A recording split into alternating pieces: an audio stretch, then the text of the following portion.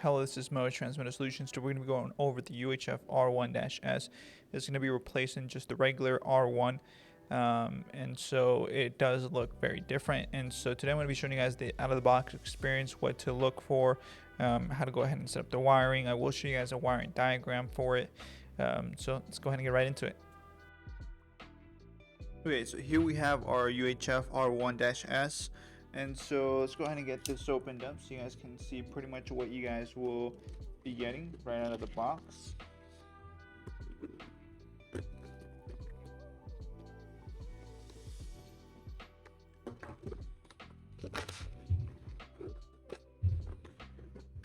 So there will be some documentation kind of helping you guys figure things out here, but I'll be showing you guys what to do here for today. So we got our power brick, and over here we have our UHF R1-S, and we have some more cables in the back here. I'll show you guys how to put them all together in just a sec. Get these out of here.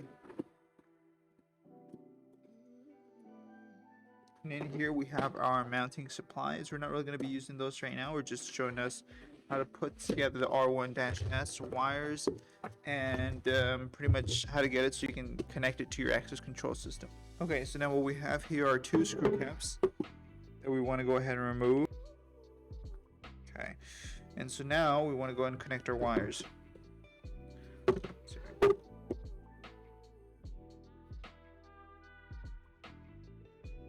So the wire that I have here is going to be our power wire, right? So on here you guys might see that we have a lot. So pretty much all you guys want to focus on this wire is this end, which is going to connect to our UHF reader, and this end here, which is going to connect to our power. These two other ends, you just kind of want to ignore them for now. We're not going to be using them during the installation at all. So let's go ahead and connect this part here. And as you guys can see, the ports here, right, they're different, so you can't get them wrong. So just connect them to the one that looks right. So this one, we're going to connect it over here. Okay. And then from there, we want to go ahead and connect the rest of this wire. Just throw that back there for now. Okay. So we just want to look for another wire that kind of has these two colors on it, blue and brown. So I now have this one, blue and brown, and the twisty side. So we're going to go ahead and connect these two.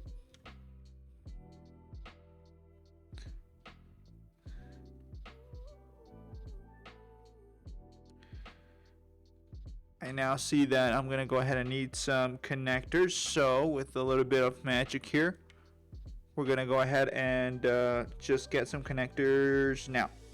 And there we go. So now you guys can see that we have our connectors on there, right? So blue with blue, brown with brown. And as long as you guys get that on there, you guys should be all set. And then from there, we're going to go ahead and connect our twisty bit here, right, over to the next twisty bit we find, which is going to be connected to our brick. So let's go ahead and connect those two.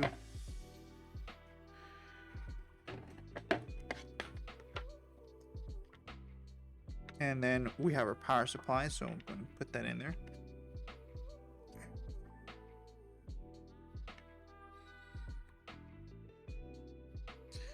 And then from there, you guys can now see that we pretty much have our power side all put together. So we'll power it up here in just a second. I want to go ahead and get our Wiegand wires set up here as well, and then we'll power it up.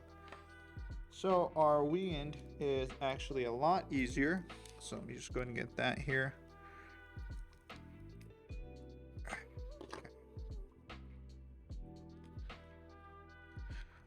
Also, those connectors I just used to connect the blue and brown wires are not included. Those are some of mine here I had to acquire. So just keep in mind those are not going to be included. So now for this one, it's just pretty easy. We have our bit here, and like I mentioned, you can't get them wrong, so you just pop it into the side that looks right. And I don't know if you guys can see this, but if you look carefully in there, there is a little notch like at the top right here.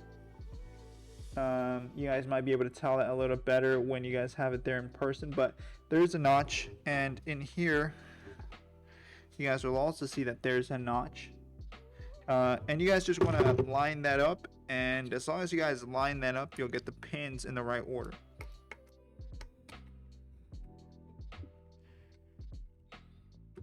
Okay, so now I just kind of want to show you guys pretty much what I'm looking at here, right? So here, let me just pull this off. We have a couple of wires here, so let me just show you. Okay, so here, what you guys can see here is going to be that pretty much our blue wire is going to be our data 0. So it's also going to be labeled as the number 7 wire. Our brown and white wire, which is going to be the number 6 wire, is going to be our data 1. Our 5th wire, which is going to be brown, is going to be our ground wire. So pretty much you guys have it here. So 7, 6, and 5, right? Easy way to remember it: 7, 6, and 5, and then you just go down the line. Well, it's a little tricky if you do it that way. So pretty much 7 is data 0, 6 is data 1, 5 is ground. And earlier you guys might have seen that for our power wires we had used the blue wire and the brown wire. So the blue wire is going to be our positive 24 volt, and the brown wire is going to be our ground 24 volt. So that's pretty much the power side and our Wiegand side. So let's go ahead and boot this up, and I'll show you guys pretty much what it looks like on the boot up sequence. Okay, so here you guys can see that we have a couple of LEDs that have turned on. So one, we're always going to get a power wire. So it takes about a minute for it to fully boot up. You guys are going to see that once it's booted up, we're going to switch over to the antenna 1 light, and you're also going to get a beep. So I'll let you guys listen out for that. And there we go. So now you guys heard that beep. You guys see that we have our antenna 1 and our power LED. So now we are ready to go ahead and start reading stuff. So at this point, we should have our Wiegand connected to our access control system, and as long as we have that, then we're pretty much set. So this is pretty much what it looks like whenever it reads a tag. I'll show you guys that right now. So I have just any one of our generic tags. This is programmed, but it's programmed to just 0, 1, which this UHF is reading right now. So pretty much whenever it's reading a tag, it's going to go ahead and shine yellow, and you're going to get that audible beep. And it's going to do that every time it reads something. Now, sometimes we do get requests that your event log or your history is filling up way too much. And so a good way to go ahead and fix that is our Wiegand filter. So let me go show you guys that right now. And so here we have our Wiegand filter, and so let me show you guys what the wires do. So we do have a couple wires, right? And so on one side you're going to see that you have just 3 wires, and on the other side you guys are going to see that you guys have 5 wires. So the side that has the 3 wires, you guys are going to go ahead and connect that to this end over here, right? Our Wiegand cable. So that's going to go ahead and connect over here. And so data 0 to data 0, data 1 to data 1, and Wiegand ground to Wiegand ground. And then on the other side, we pretty much have our same wires, data 0, data 1, and ground, as well as you guys have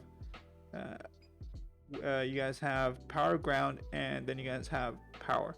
So this side is going to be connected over to our access control system side, and that's pretty much where the filter is going to be getting its power from. And so then you guys can adjust it on the inside.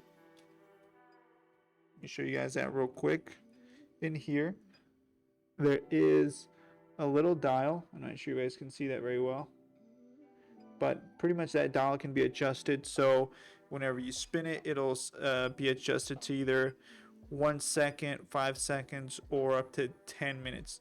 So pretty much what this does is, so even though that this is reading like every other second or every 1 second, pretty much all that information is going to go through here, and this guy's gonna do some thinking. It's gonna say, so I was set to not let anything go through for about 5 minutes. So if he's sending the same number for 5 minutes, it's after those 5 minutes are through, then it's going to let that go through again. So the Wiegand filter is very helpful to make sure that your log does not fill up way too much. So the Wiegand filter can also be used in other products, not just the R1-S. On any one of our UHF readers, it can be used on that. Anyways, if you guys do have any questions or ideas for future videos, definitely comment that down below. We always like to get you guys' feedback on that so we know in which direction we can help you guys the best. But anyways, we'll catch you guys on the next one. Peace.